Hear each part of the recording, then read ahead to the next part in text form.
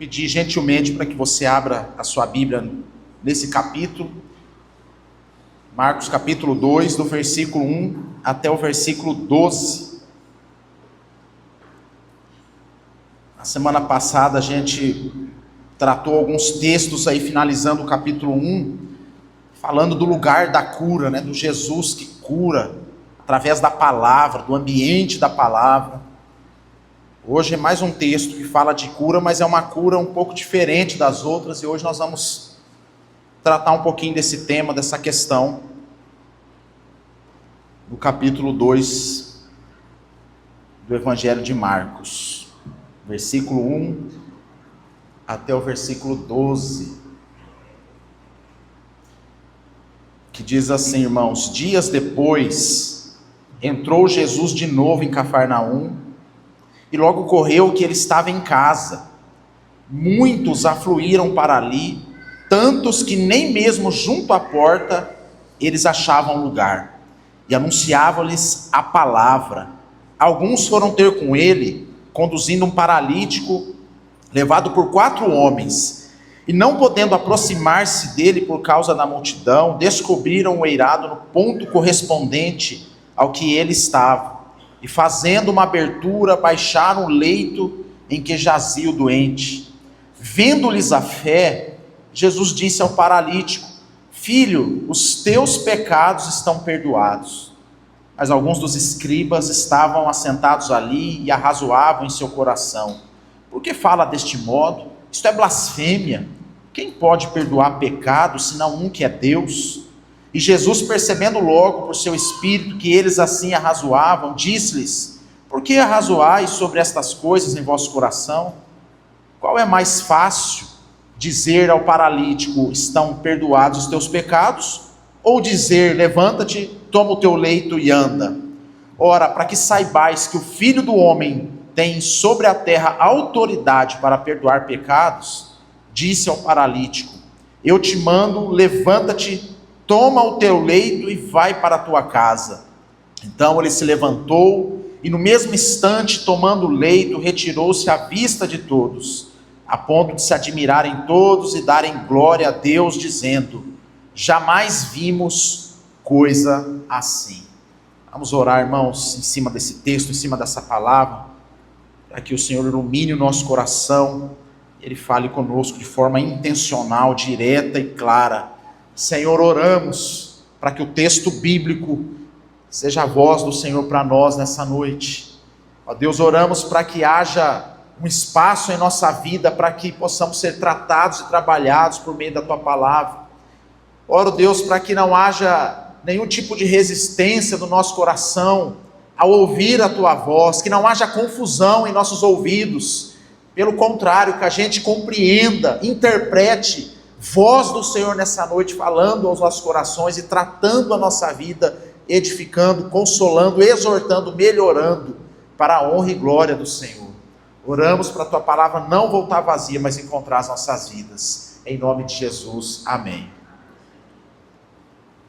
Irmãos, na minha adolescência lá em Limeira, Limeira é uma cidade um pouco menor que Ribeirão, e lá tem um pouco dessa cultura, da praça central. Eu acredito que aqui também tem época de Natal, fim de ano, mas lá a cultura da praça central é o ano todo, tem uma gruta lá, um enfeite, uma coisa assim. Então o point da cidade de Limeira, quem vem de fora, os parentes, você tem que levar onde? Leva na praça lá da gruta, para ver a gruta que tem lá na cidade de Limeira. Então vinha muita gente fora, gente, vendedores, gente ali de outras cidades. Então a praça virava ali um centro comercial, de muitas atividades. Tinha um coreto, lá até hoje tem esse coreto, tem muitas atividades ali com música, com arte, com teatro, com dança. Então ali é um point. Então quando você queria ver gente, ter algum tipo de ação assim na sua vida, você ia lá para o centro da cidade. É uma cidade menor, em 15 minutos assim você está no centro, e ali você poderia então usufruir da praça. E eu me recordo na minha adolescência que eu ia muito para a praça central com os amigos, e lá tinha um encantador de serpente, que ele vinha de temporada em temporada na praça. Eu não sei quantos já ouviu falar de um encantador de serpente. Isso é mais costumeiro na Ásia, na Índia, mas em Limeira tinha uma lenda dessa aí. O encantador de serpente. O que era esse encantador de serpente?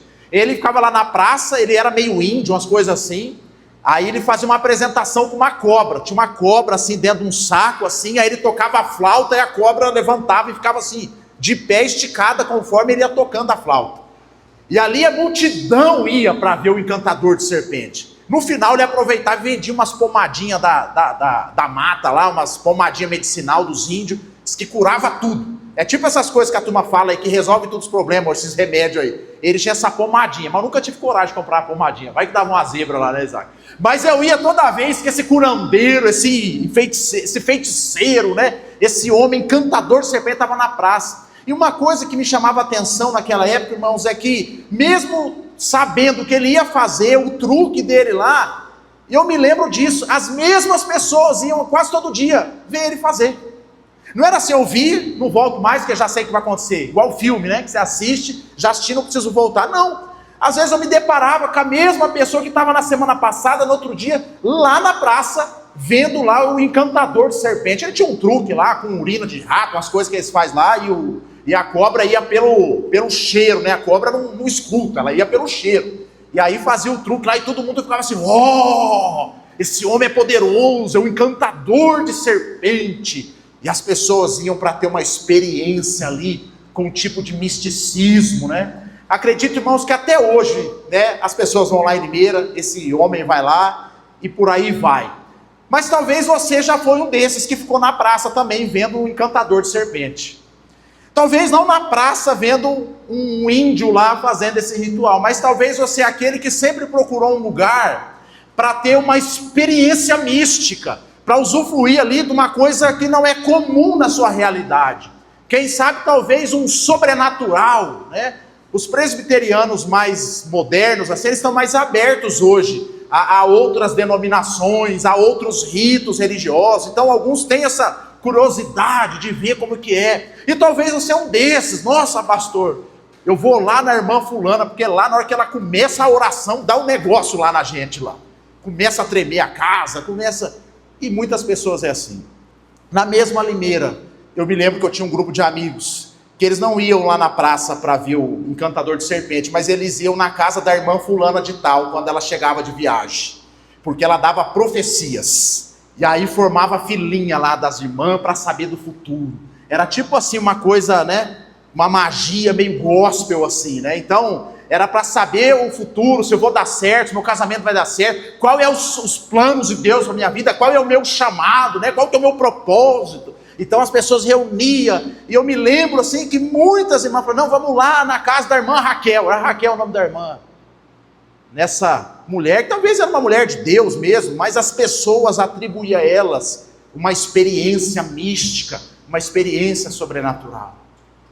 Irmãos, quantas pessoas são assim ainda hoje? E no tempo de Jesus não era diferente.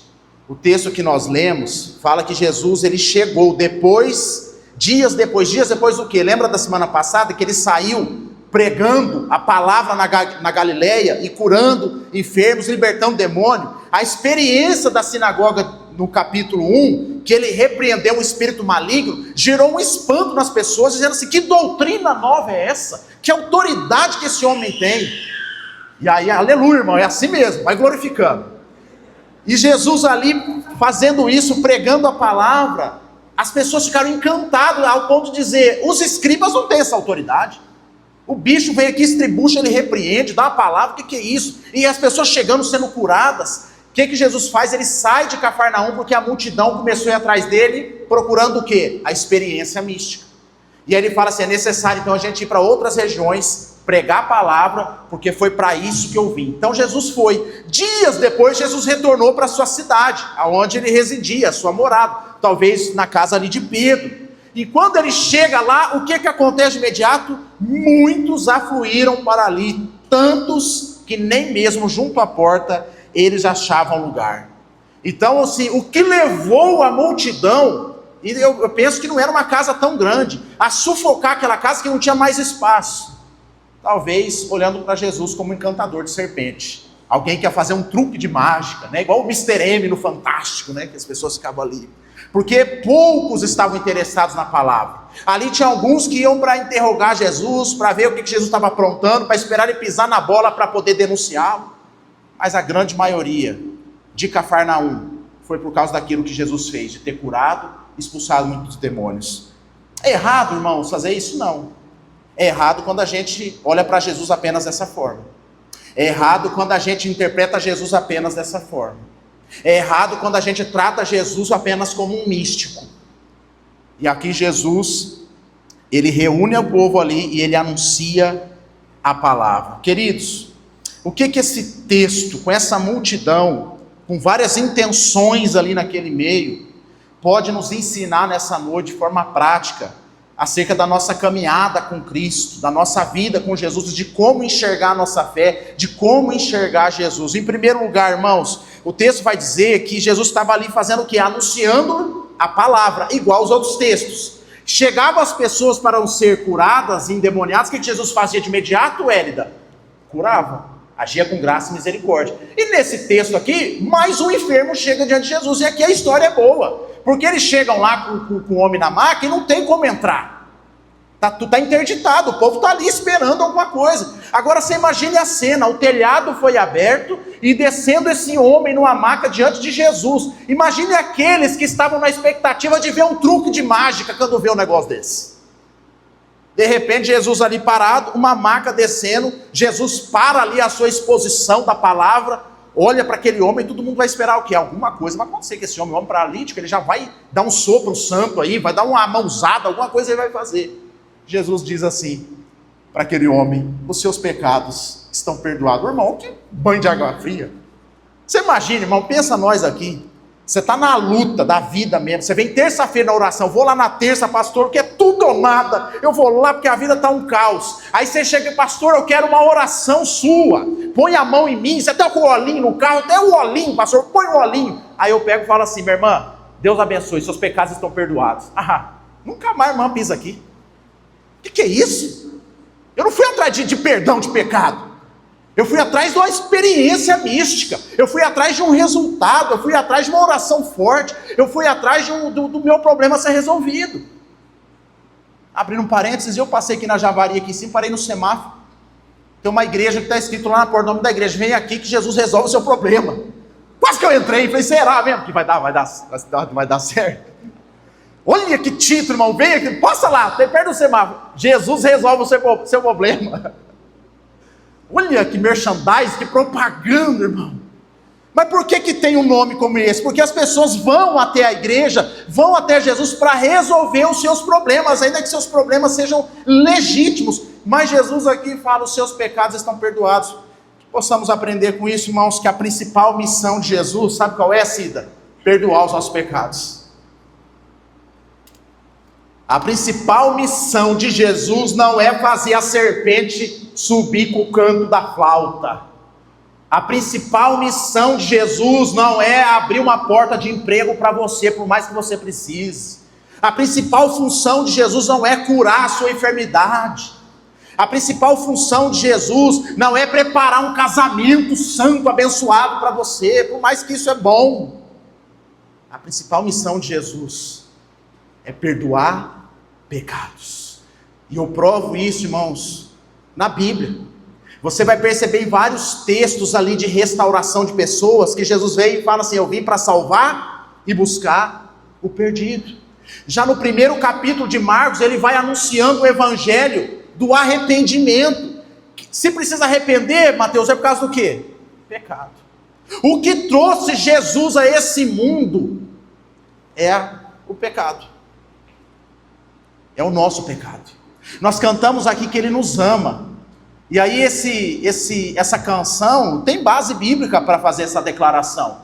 O próprio João 3,16, que diz que Deus nos amou, Deus amou o mundo de tal maneira que enviou o seu Filho amado para quê? Para dar uma casa própria, para enfeitiçar a cobra, para curar a minha gastrite. Não. Ele enviou o seu Filho amado para que todo aquele que nele crê não pereça. O que significa esse perecer? Não é ter prejuízos na vida, mas é perecer por conta do pecado. Pelo contrário, não pereça e tenha a vida eterna. Então, irmãos, a principal missão de Jesus e a principal missão da igreja hoje é proporcionar um encontro, um ambiente no qual Jesus perdoa os nossos pecados e transforma o nosso coração. Pastor, mas e as bênçãos? É bônus, é combo, é quando você vai naquele lanche lá, que o principal é um hambúrguer, mas se você acrescentar um negocinho, você tem uma batatinha e um refrigerante. Mas o principal, o nome do negócio é hamburgueria, não é batataria, não é refrigerataria, sei lá. É hamburgueria. A batata e o refrigerante é combo. Mas sabe o que acontece? Às vezes a gente vem para a igreja querendo só comer a batatinha e tomar o refrigerante e não quer comer o hambúrguer. É aquele tipo de gente que vai no cachorro quente e fala assim pro dono: você faz sem salsicha? Tudo bem que é mais saudável, né? Mas não tem lógica, né? O hambúrguer, vai lá, Felipe, aquele gourmetzão top lá, você fala assim: ó, o meu você pode tirar a carne, tá? É os crentes, irmão, é o povo, é a multidão que ia atrás de Cristo, não porque ele pode resolver o principal problema da minha vida, que é o pecado, não, é para proporcionar um bom ambiente para a minha história. E aqui nesse texto, irmão, Jesus ele quebra um pouco da dinâmica que ele estava tendo nos textos anteriores. Nos textos anteriores ele estava anunciando a palavra, as pessoas chegavam até ele e com graça e misericórdia ele ia perdoando, restaurando, curando, fazendo a obra. Mas aqui, irmãos, ele dá essa sentença: os seus pecados estão perdoados. Ele está dizendo assim: gente, vocês não estão entendendo nada, eu curo, mas o principal problema que você tem não é uma enfermidade física, mas é a enfermidade da alma. É o que separa, irmãos, a gente das coisas de Deus. Foi o que aconteceu no Jardim do Éden. Quando a gente volta lá para Gênesis capítulo 3, o que aconteceu? Qual foi o rompimento? O que aconteceu? O que aconteceu? O divórcio foi o pecado. E Jesus veio para reatar essa relação. No jardim o homem cedeu à tentação de querer ser Deus. Com isso ele se tornou um homem pecaminoso, e toda a sua descendência agora já nasce em pecado. O bebezinho que chorou, que gritou aqui, que eu fiz a brincadeira que deu um aleluia, ele é pecador, ainda que é um bebê, porque ele já nasce assim. Não, pastor, o meu não, o seu sim, o meu sim. Porque em Adão, no Éden, houve essa ruptura cósmica e o pecado entrou na história. E aí, queridos, por que Deus então expulsa o homem do jardim e coloca anjos à porta para que o homem não tivesse acesso, não pudesse comer do fruto? Porque se ele comesse do fruto da vida eterna, como pecador, ele ia ser eternamente pecador. Então Jesus fecha o jardim por um tempo, está lá guardado, e envia agora um novo Adão que vai pagar essa conta, que veio ao mundo para perdoar os nossos pecados, para pegar a chave da morte na sua mão, para retornar no jardim, à porta do jardim, e falar assim: agora vocês podem entrar. Então às vezes você vai entrar enfermo, com a perna só, sem um olho, com conta para pagar, mas você vai entrar perdoado pelo sangue de Jesus. Essa é a missão de Cristo. Foi isso que Jesus vai fazer. E o Novo Testamento, irmãos, ele vem mostrar esse Jesus como esse homem que abre a porta do jardim. André está dando aula de Apocalipse, daqui a pouco ele chega no 21 e 22. A porta do jardim vai abrir novamente, porque os nossos pecados foram perdoados. Essa é a missão de Jesus. Mas quais pecados são perdoados? Os que são confessos, os que vêm de fruto de arrependimento. Se não há arrependimento, não tem perdão de pecado. Então, irmãos, Jesus não é como diz na semana passada, um curandeiro, um encantador de serpente. Ô pastor, mas você ora para Deus fazer as coisas? Lógico que eu oro, mas eu oro pela batata e a coca, é só o bônus. Mas o principal motivo de Cristo, irmãos, é a nossa salvação. Não tem um texto bíblico que diz assim? Se eu não me engano é Jesus que diz: se o teu olho te faz pecar, vai e arranque o olho. Qual que é a ideia disso aqui? É melhor você entrar no jardim com o seu pecado sendo perdoado e entrar com um tipo de deficiência, com um tipo de renúncia na sua vida, do que você ter a vida sarada, mas longe de Deus. Então não é ali uma proposta literal, não é tirar o olho que vai resolver o problema. Ali está falando de renunciar a algumas coisas para que você possa entrar.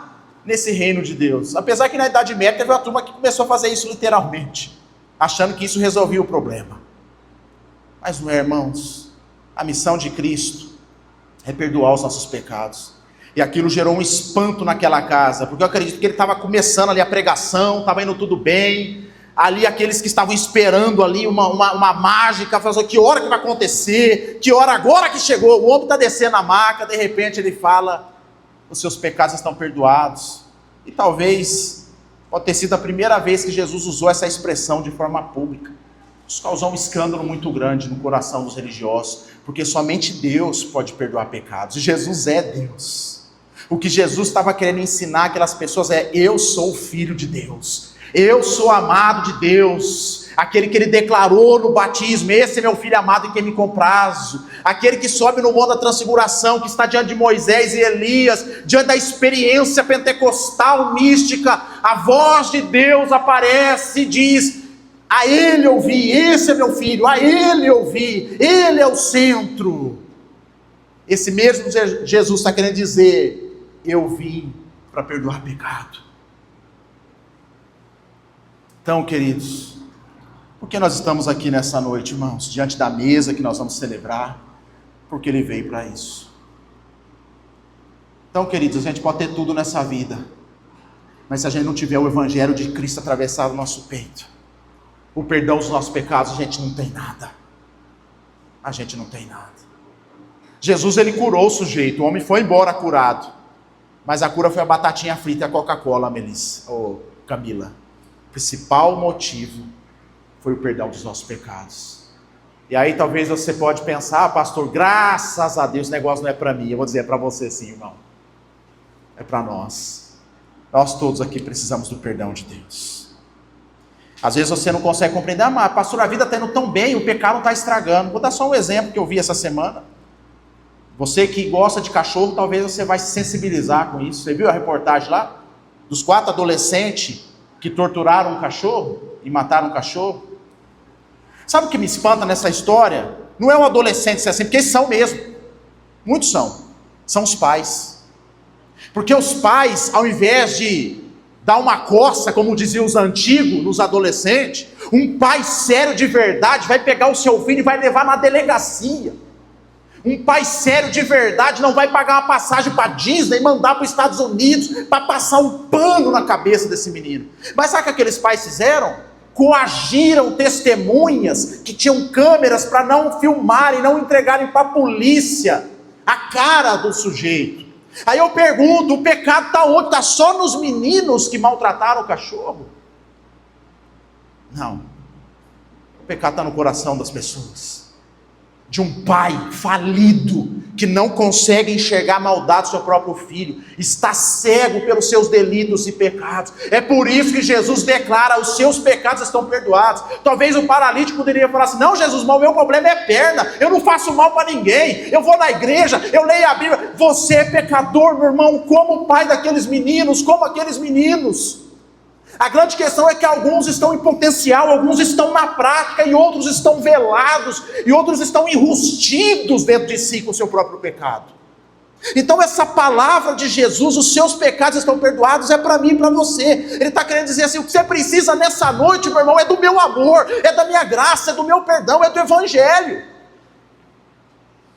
Se tudo é errado na sua vida, mas você tem a mim,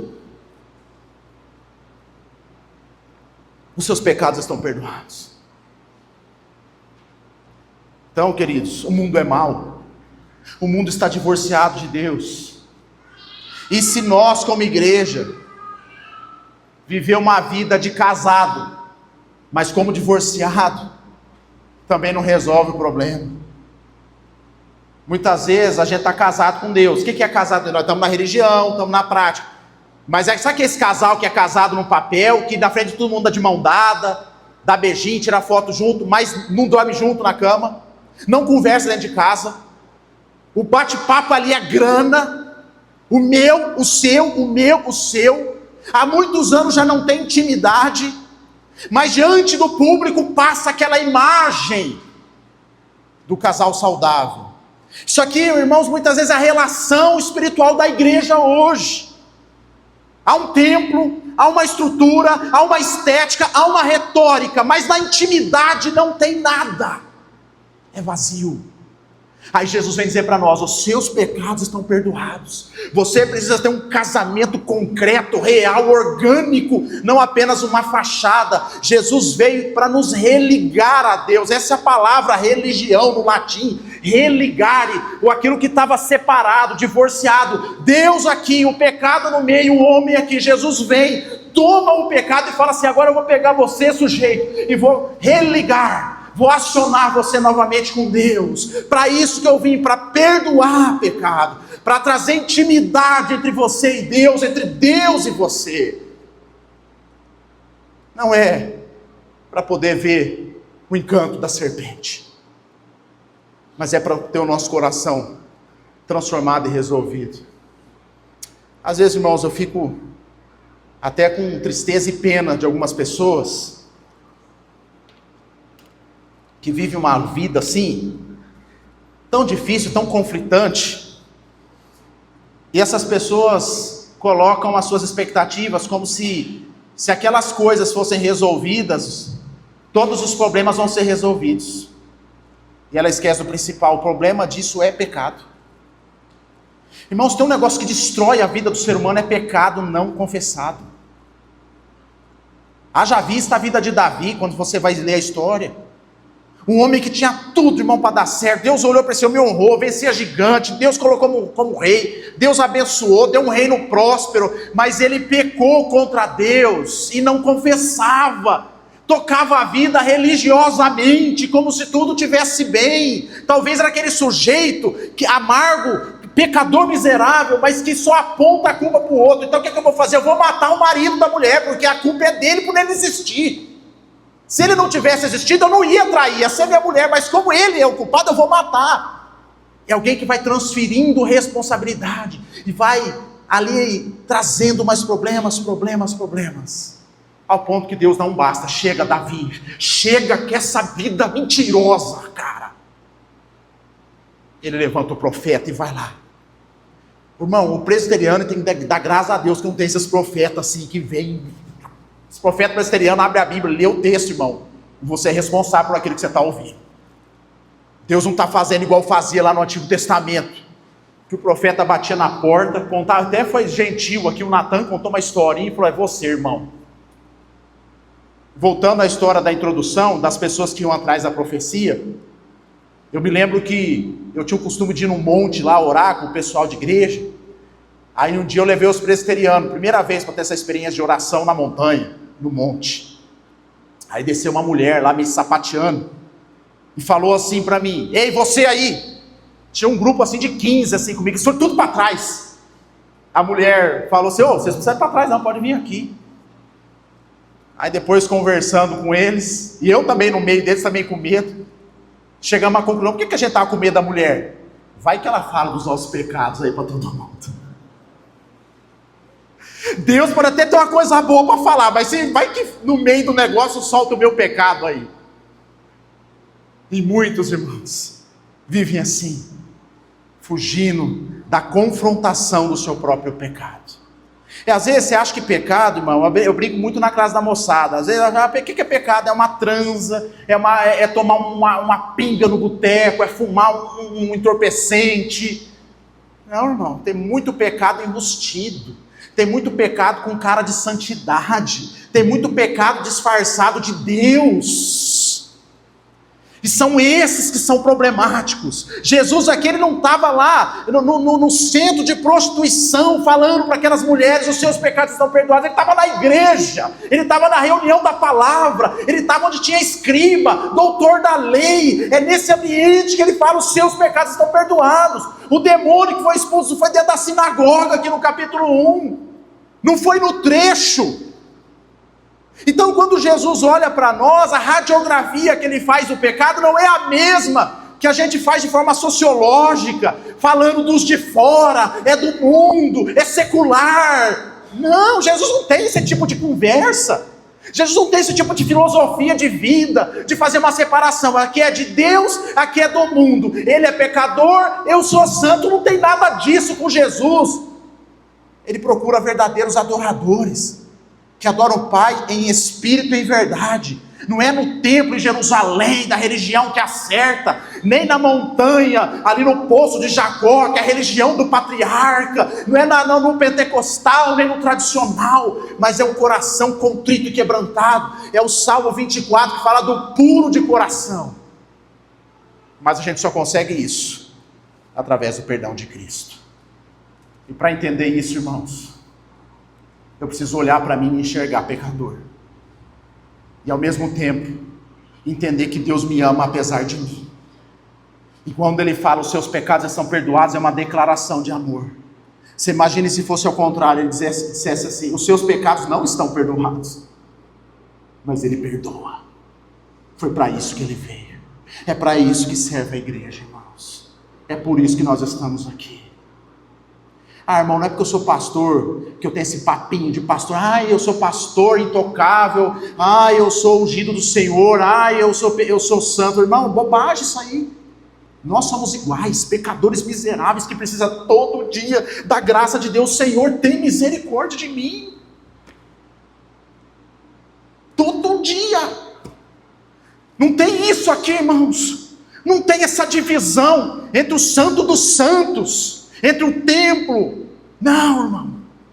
Aqui todos nós, líder, eu, André, Mateus, louvor, você diácono, presbítero, mulher do presbítero, mulher do diácono, todo mundo, irmão, precisa olhar para Jesus e falar assim, Jesus, continua derramando graça sobre o meu coração, continua declarando para mim que os meus pecados estão perdoados, porque essa é a melhor notícia que eu posso ouvir para essa semana, que eu sou amado e os meus pecados estão perdoados. Essa é a missão de Jesus, irmãos. E a nossa qual é? Está dentro do texto.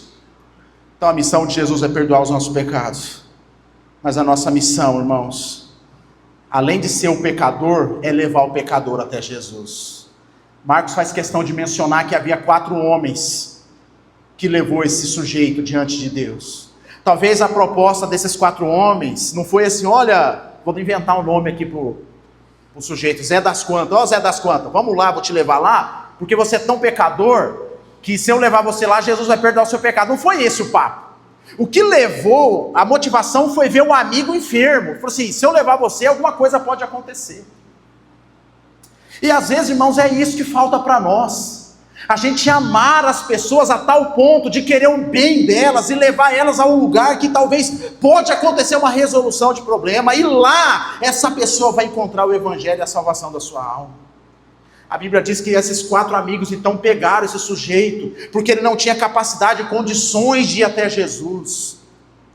E quantas pessoas estão diante de nós, irmãos, que precisa da nossa mão estendida, que precisa do nosso amor, e muitas vezes a gente só nega o amor, impedindo essa pessoa de chegar até Jesus. Esse texto nos ensina, irmãos, a missão de Jesus, mas ensina a nossa missão. O versículo 5, quando aquele homem paralítico é colocado diante de Jesus, olha o que diz no versículo 5, vendo-lhes a fé, no plural, é a fé do paralítico ou a fé dos 4 homens? A fé dos 4 homens. Deus olha para a fé dos amigos e cura o paralítico.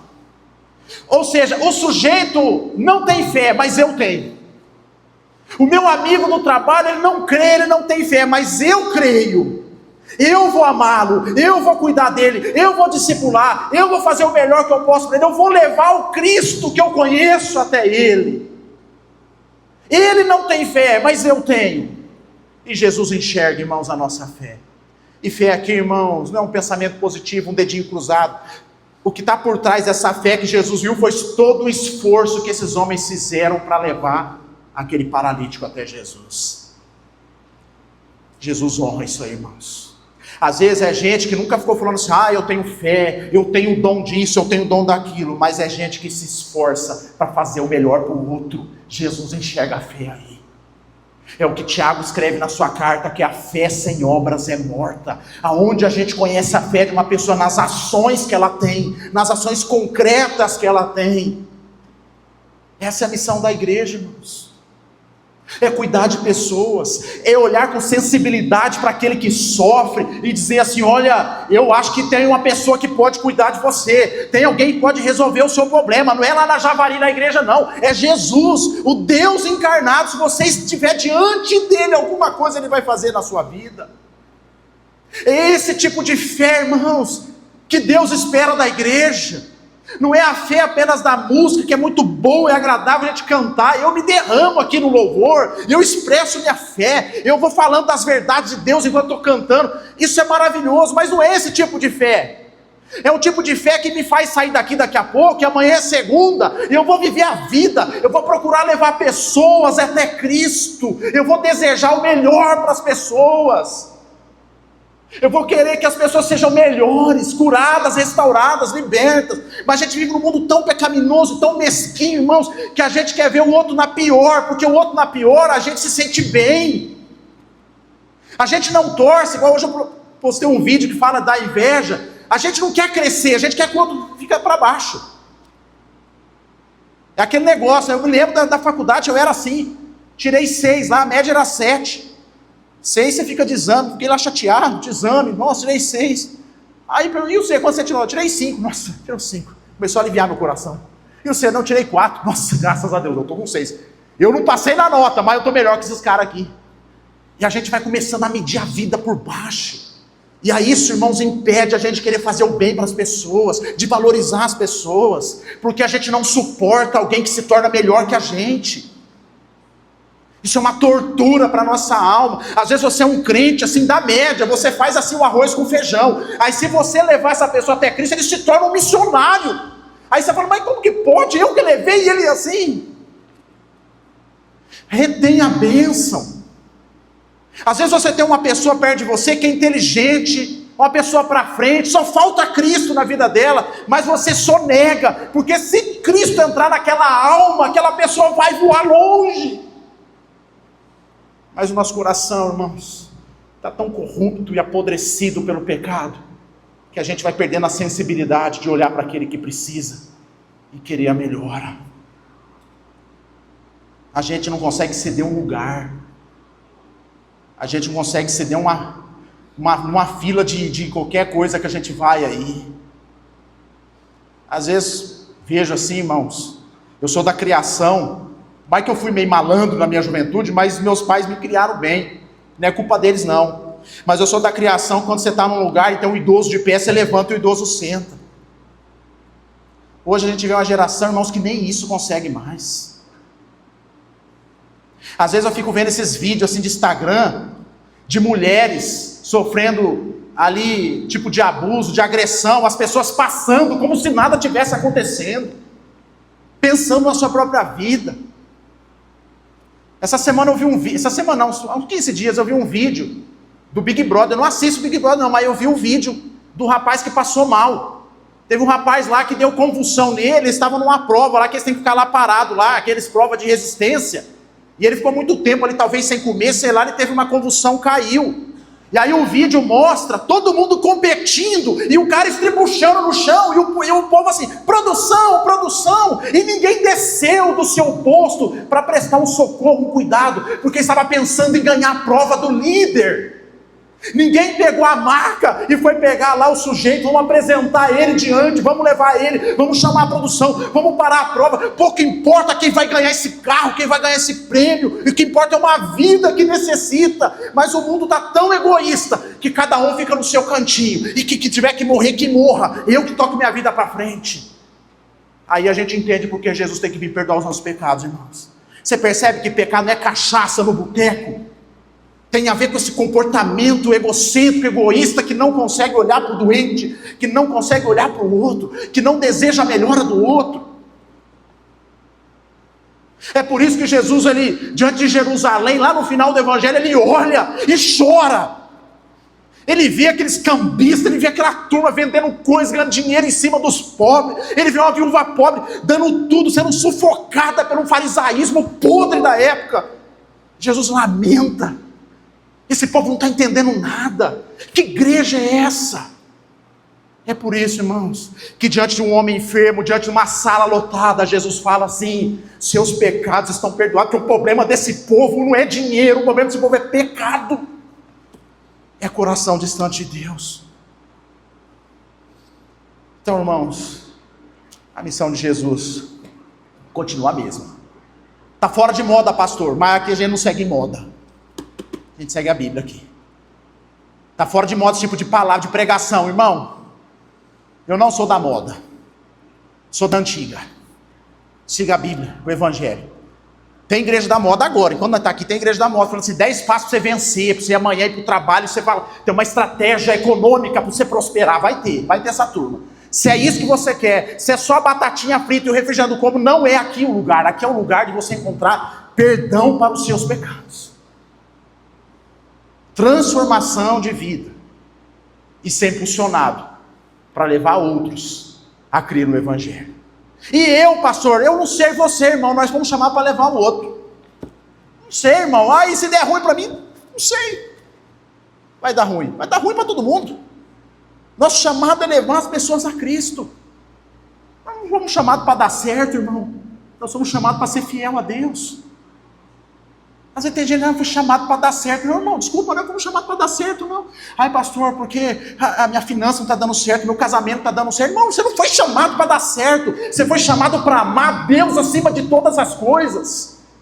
Quem faz a proposta para dar certo não é Deus, é diabo, irmão. É diabo que pega Jesus lá na tentação e fala assim, se você fizer isso, eu te dou isso. Se você pular dali, acontece isso. Quem faz esse tipo de pregação, de proposta, não é Deus, não é Jesus, é diabo. Quem quer que você dê certo não é Deus, é diabo. Agora, o que Jesus quer de nós é fidelidade, é amor, é arrependimento, é vida diante dele. É esse, irmãos, a mensagem que esse texto tem a nos falar nessa noite. Do Jesus que não está atrás da experiência mística.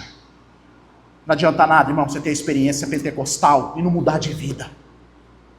Agora é melhor você ser um tradicional daqueles bem geladeira mesmo, daqueles que você encosta, você congela, mas que ama a Deus acima de todas as coisas e cumpre os seus mandamentos, que é arrependido de coração, que confessa Jesus Cristo como Senhor e Salvador todos os dias da sua vida através das suas atitudes. É melhor você ser esse irmão frio, gelado, que, pastor, eu só leio, é só a Bíblia, nem livro eu leio, pastor, eu só leio o texto. Irmão, que seja, mas que seja alguém arrependido aos pés de Cristo todo dia, porque é melhor chegar lá no céu sem olho, sem perna, do que dar certo e não chegar lá. Que Deus nos abençoe e nos ajude, irmãos, que os nossos pecados nessa noite sejam perdoados, e que a nossa vida seja impulsionada para ser uma bênção na vida de outras pessoas. Vamos orar, nos preparar para a ceia, queridos.